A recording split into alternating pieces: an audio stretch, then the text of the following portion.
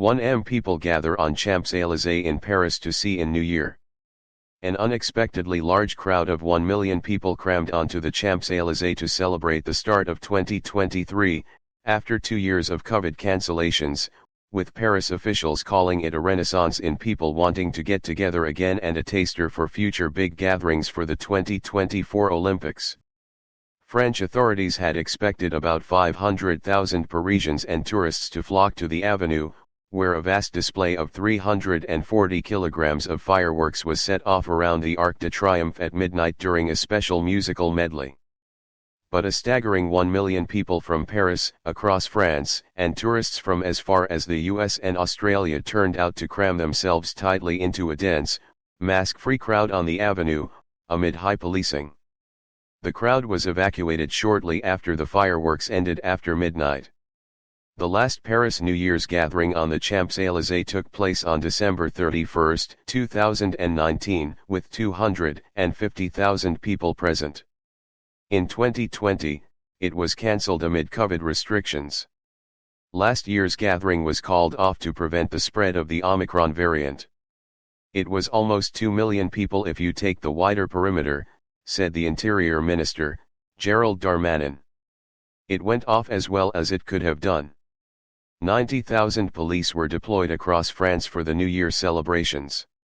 Darmanin said on Sunday there had been 490 arrests across the country, up on 441 the previous year.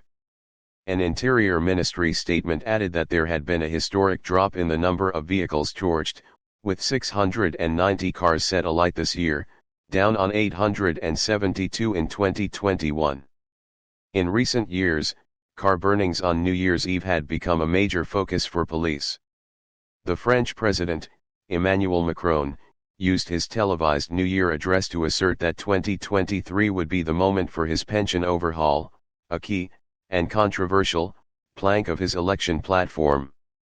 Macron's first push to overhaul pensions prompted weeks of protests and transport strikes in 2019, shortly before the pandemic hit and the changes were put on hold.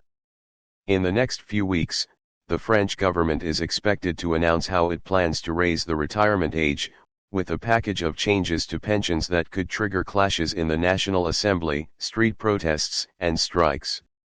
"We need to work longer," Macron said.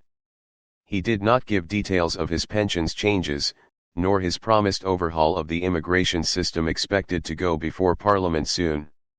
He said both were necessary moves in difficult times, calling for unity, audacity and collective ambition in France in 2023.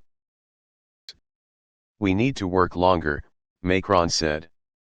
He did not give details of his pensions changes, nor his promised overhaul of the immigration system expected to go before Parliament soon.